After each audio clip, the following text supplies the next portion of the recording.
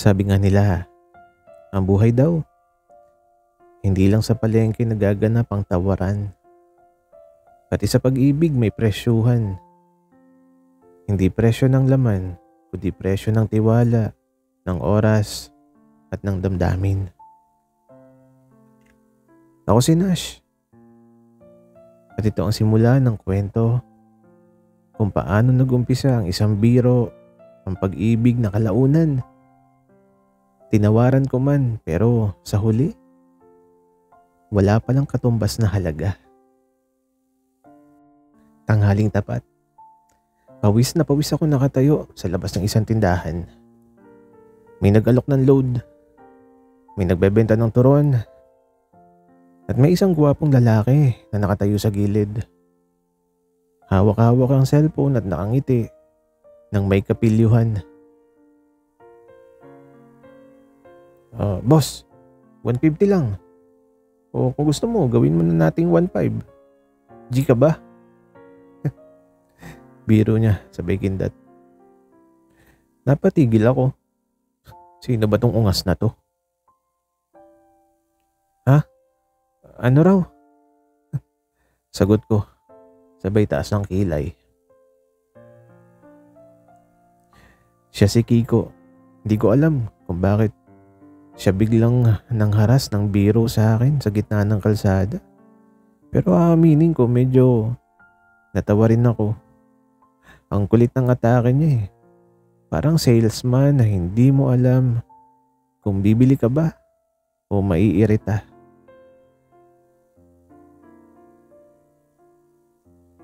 Anong ibig mo sabihin? May binibenta ka? Tanong ko habang naglalakad pa palayo. Hindi. Ikaw ang benta eh. Tanong lang kung worth 150 ka ba o 1.5? Sagot niya. Sabay hila sa sling bag niya na parang wala lang. Loko ka talaga. Sagot ko. Sabay lakad ng mabilis. Pero sa totoo lang, napangiti ako kahit pilit kong pinipigilan. Kinagabihan habang naglalakad ako pa uwi galing sa trabaho, bigla ko siya nakita ulit sa may kanto. Hawak-hawak na naman niya ang cellphone niya. At nakatingin sa akin na parang matagal na niya akong hinihintay. Oy, 150 ka ba? O 1.5? Wika niya habang nakataas ang kamay. Sabi ko naman, visit ka, wala akong presyo. At eto, natawa na lang ako. At doon ko napagtanto. Hindi pala to simpleng biro. Ito pala yung umpisa ng isang kwento na hindi ko alam kung tatawaran ko ba o tatanggapin ko ng buo. Sa bawat kwento ng pag-ibig, laging may unang biro, unang sulyap, at unang dahilan para mapangiti. Sa unang pagkakataon, naramdaman ko na baka ang simpleng tanong ni Kiko na 150 o 1.5, G ka ba? Eh hindi lang pala tungkol sa presyo. Baka tungkol din ito sa halaga ko sa puso niya. Sabi nila, ang biro raw, minsan doon nagsisimula ang koneksyon. Kapag parehong marunong tumawa, mas madali raw mahulog. Pero, paano kung yung biro na akala mong simpleng asaran, unti-unting nagiging dahilan para abangan mo siya araw-araw?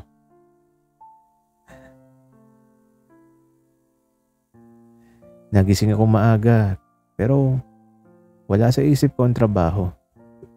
Sa halip ang nasa utak ko, baka makita ko na naman si Kiko. At hindi nga ako nagkamali. Nandun siya nakasombrero, parang nag-aabang ng jeep pero halatang ako ang hinihintay. Good morning, Nash. Libre ka ba? ngayon o may bayad? Bungad niya.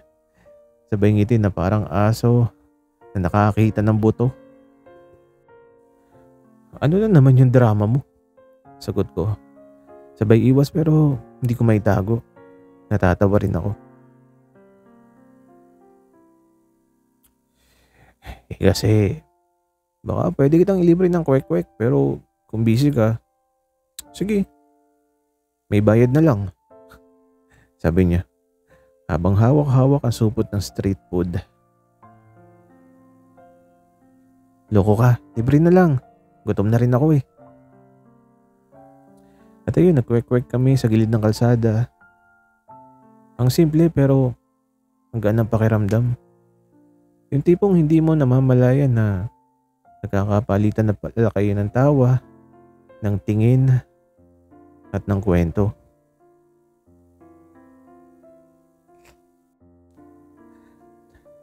Alam mo, Nash, seryoso bigla si Kiko habang nangumunguya. Minsan kasi hindi mo makukuha ang lahat sa mahal.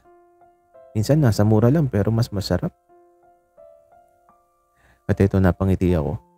Sabi ko, so ibig mo sabihin mura ako? Hindi ah. Ibig ko sabihin, priceless ka. Wika naman niya. Napatigil ako at sa unang pagkakataon, hindi ko siya kayang tawanan kasi kahit biro, ramdam ko na may laman ang sinasabi niya. Sabi nga nila, ang tunay na relasyon nagsisimula sa simpleng palitan, hindi lang ng salita, kundi ng kilig at tawa, at kung minsan, ang sukli na hinihingi natin ay hindi piso o barya, kundi pansin at lambing. Hapon, pauwi na ako galing trabaho. Mainit ang ulo ko kasi ang daming papel na iniwan ng boss ko. Habang naglalakad ako, biglang sumulpot si Kiko mula sa tindahan ng Yossi. Oh, Nash, may sukli ka ba? Tanong niya agad. Napakunot na ako. Sabi ko, ha? Sukli saan? Sukli ng ngiti ko. Kanina pa kasi ako nakangiti sa'yo eh, wala ka man lang balik. Sagot niya, sabay arte ng hawak puso na parang nasaktan. Visit ka, sabi ko, pero hindi ko napigilang ngumiti.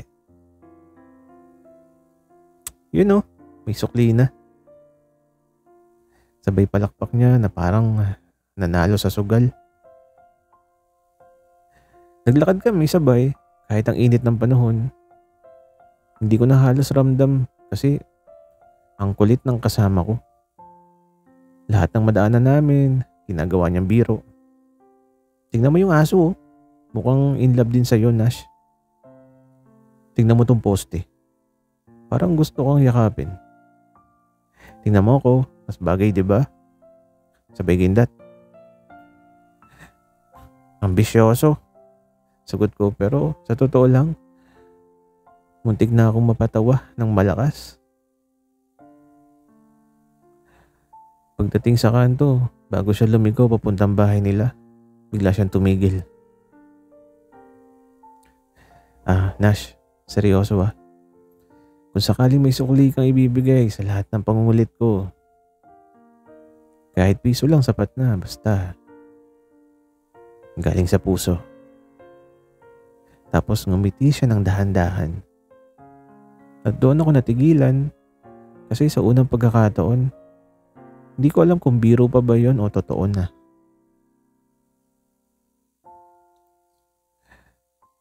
Sabi nga nila sa bawat biro may nakatagong katotohanan. At kung minsan, yung akala mong patawa lang, doon pala nagsisimula na maging seryoso ang lahat.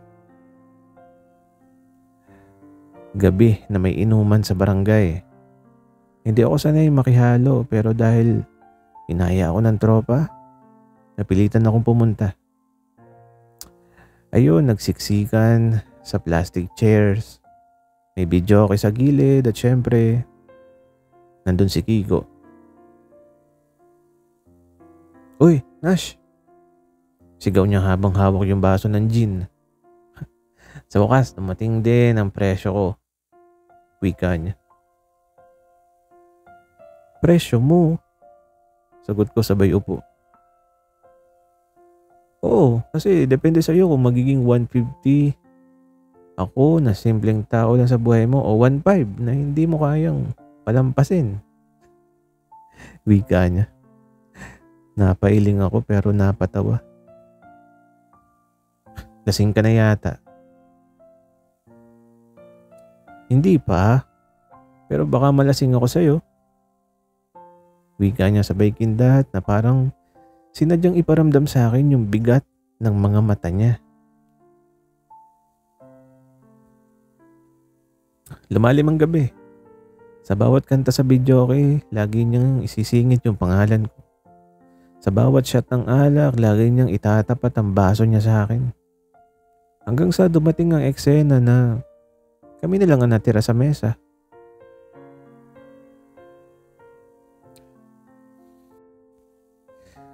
"Nash, seryoso ako ah. Lagi mo akong tinatawanan kapag sinasabi kong 150 o 1.5 ka. Pero tanong ko ngayon, 150 na ba ako sa puso mo?" Mahina niyang sabi. Napatingin ako sa kanya. Hindi na siya nakangiti ng pilyo. Yung mga mata niya, parang naghahanap ng kasagutan. Hindi ko alam ang isasagot. Ang alam ko lang, parang biglang bumigat yung dibdib ko. At sa unang pagkakataon, hindi ko siya tinawanan. Sabi nga nila may mga bagay na hindi mo mabibili. Lalo na yung mga biglaang sandali na hindi mo inaasahan. Pero doon mo mararamdaman na may kakaiba.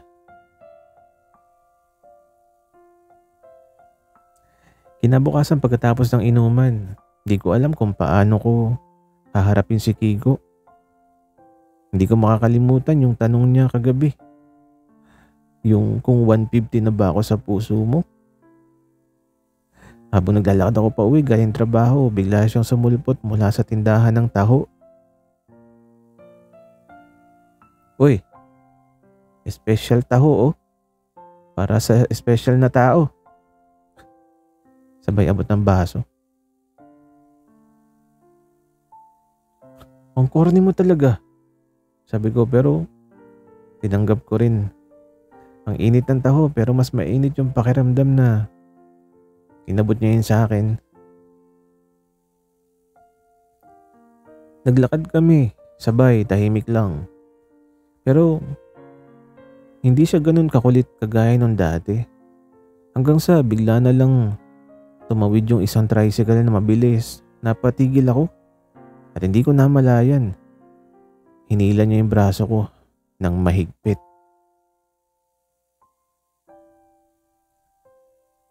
"Uy, ingat ka naman," sabi niya na medyo seryoso yung tono. Doon ako napatitig. Yung hawak niya, hindi agad bumitaw. Parang gusto niyang siguraduhin na ligtas ako bago niya ako pakawalan. At sa loob ng ilang segundo, wala akong ibang naramdaman kundi yung init ng palad niya na nakadikit sa balat ko.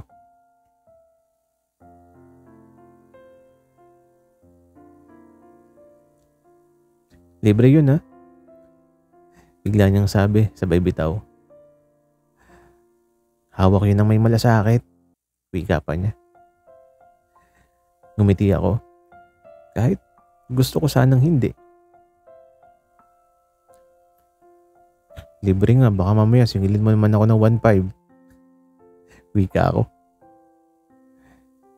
"Hindi na. Kasi sa'yo, Nash, libre lahat." Sagot niya sabay tingin ng diretso sa mga mata ko. Minsan hindi mo kailangang magbayad para maramdaman yung halaga mo.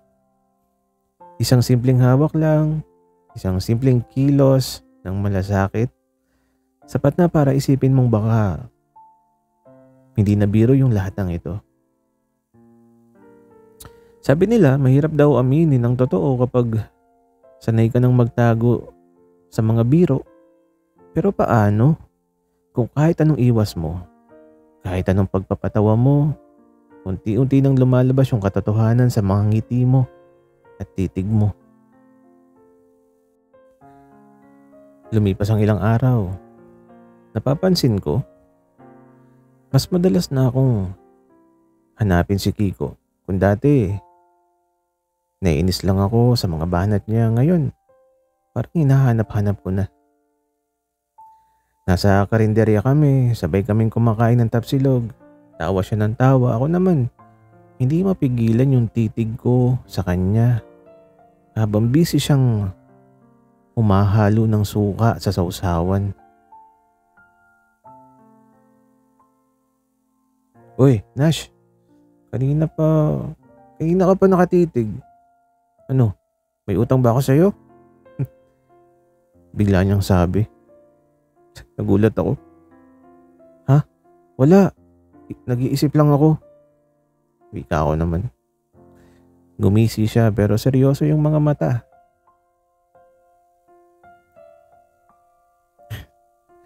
Baka iniisip mo na kung worth it ba akong gawing 1.5? Wika niya. Siyempre napatawa ako. Sabi ko, loko ka talaga.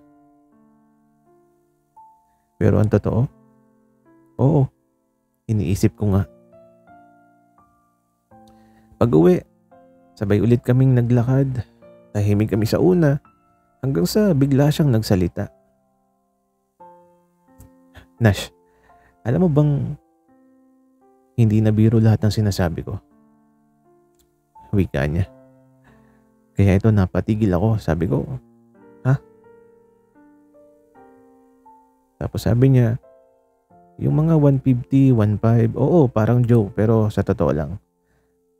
Matagal ko nang gustong sabihin na may gusto ako sa'yo. Hindi ko lang alam kung paano ako sisimulan. Kaya dinadaan ko sa biro. Wika niya. Parang binuhusan ako ng malamig na tubig. Hindi ko alam kung ano yung sasabihin ko pero ramdam kong bumilis yung tibok ng puso ko.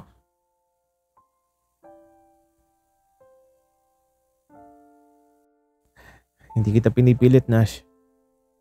Dagdag niya. Kung ayaw mo, okay lang pero sana huwag mo naman akong isiping naglolo ko lang kasi sa totoo lang, seryoso ako sa presyo mo. Hindi ko na siya tinawanan. At hindi ko rin alam kung bakit pero sa halip na mag-walk out o umiwas, naglakad pa rin akong katabi niya. Sa bawat hakbang pakiramdam ko, mas bumibigat ang pag-amin na pilit kong tinatago. May mga salita na kapag binitiwan, hindi na kayang bawiin. At ngayong narinig ko mula kay Kiko ang totoo, hindi ko na rin kayang itago ang totoo sa sarili ko. Sabi nila minsan mas halata ang nararamdaman mo hindi sa mga salitang sinasabi mo, kundi sa reaksyon mo kapag may ibang taong nakakuha ng atensyon ng mahalaga sa'yo. Isang hapon nakatambay kami sa tindahan ni Aling Bebang. May mga estudyanteng naglalakad, may nagtitinda ng fishball. Si Kiko syempre andun din, nakatayo sa gilid. Kinakausap yung Ali na nagbebenta ng load. At hindi lang basta kausap, nakangiti pa siya ng todo. Yung ngiti na usually para sa akin lang. Aba, pulong ko sa sarili ko. Ganun na pala yun, pati load sinusuyo na. Lumapit ako ng konti, kunwari, bibili ako ng soft drinks. Uy, Nash, tingnan mo. Binigyan ako ng discount ni ate. Wika niya. Ah, talaga? Siguro kasi nilagyan mo ng libre mong ngiti. Sagot ko naman na medyo malamig yung tono. At eto, nagulat siya. Oh, nagseselos ka ba? Wika niya. Ano? Ako ba? Hindi ah. Mabilis kong sagot pero halata siguro. Kasi agad siyang umisi ng maloko. Pag uwi, sabay pa rin kaming naglakad. Tahimik ako, siya naman parang hindi makatingin sa akin hanggang sa bigla siyang nagsalita. Nash, kung ako nagbigay ng ngiti sa iba, tandaan mo, mas mahal pa rin yung binibigay ko sa'yo. Yung tipong hindi mababayaran ng load o discount. Wika niya. Hindi ko siya sinagot pero sa loob-loob ko, gusto kong aminin. Oo, nagsiselos ako kasi gusto ko. Ako lang yung binabayaran ng mga ngiti niya. Minsan, di mo kailangan ng salitang mahal kita para malaman kung may halaga ang isang tao sa'yo. Minsan sapat na yung selos para maramdaman mong natatakot kang maagawan ng lugar na dati para sa ilang nakalaan.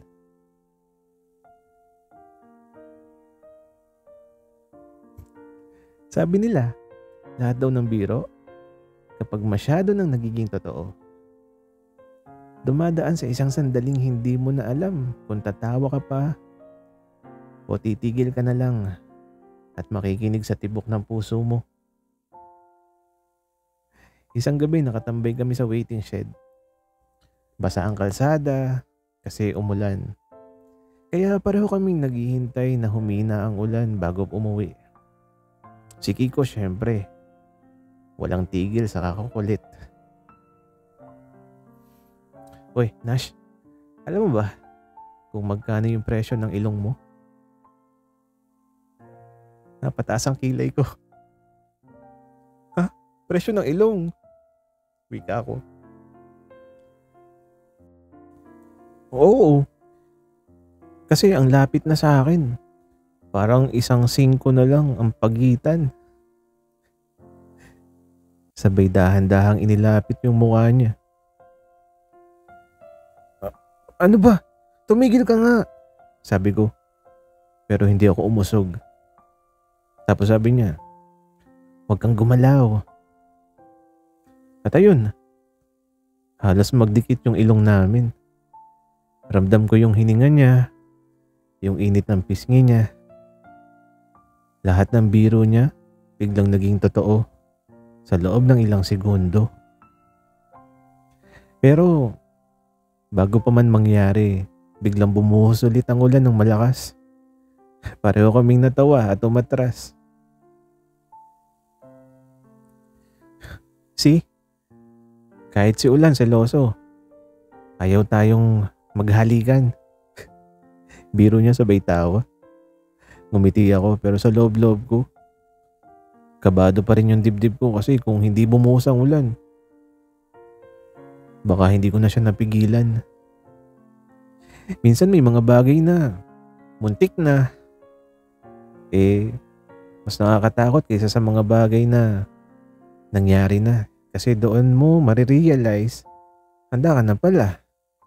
Hindi lang biro, hindi lang asaran, kundi isang damdaming hindi mo na kayang itanggi. Sabi nga nila, may mga halik na pinaplano at may mga halik na aksidente lang. Pero kahit aksidente, kung galing naman sa tamang tao, ramdam mo agad na totoo. Sabado ng hapon, naglalaro kami ng basketball kasama yung tropa. Hindi ako sanay pero pinilit ako ni Kiko. Depends ka lang, Nash. Ako bahala. Sigaw niya habang nagdadala ako ng bola. Siyempre, pinilit kong makisabay. Kaya lang, sa sobrang gigil ko, nadulas ako. Diretso sa sahig. Nahulog sa tabi niya. Sabay rin siyang natumba. At ayun. Diretsong dumikit yung labi niya sa labi ko. Parehong napatigil ang tropa. Tapos ayun, nagsigawan na parang nanonood ng finals. Mabilis akong bumangon. Halos mapasigaw kong tanong, Ano ginagawa mo?"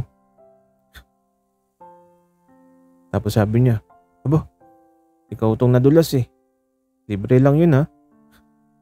Sagot ni Kiko habang natatawa. "Visit ka, Kiko."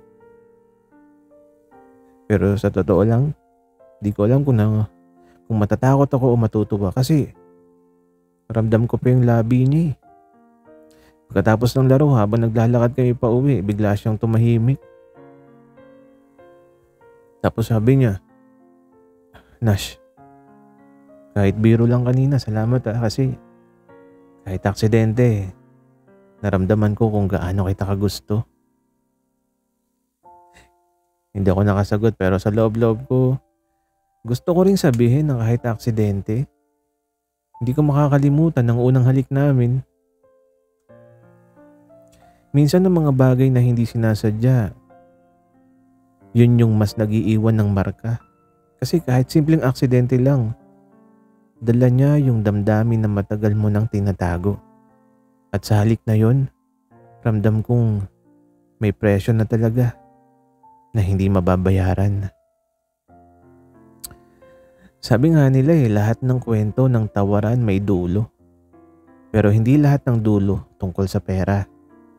Minsan ang dulo ay pag-amin na may mga bagay na walang presyo, walang sukli at walang kapalit.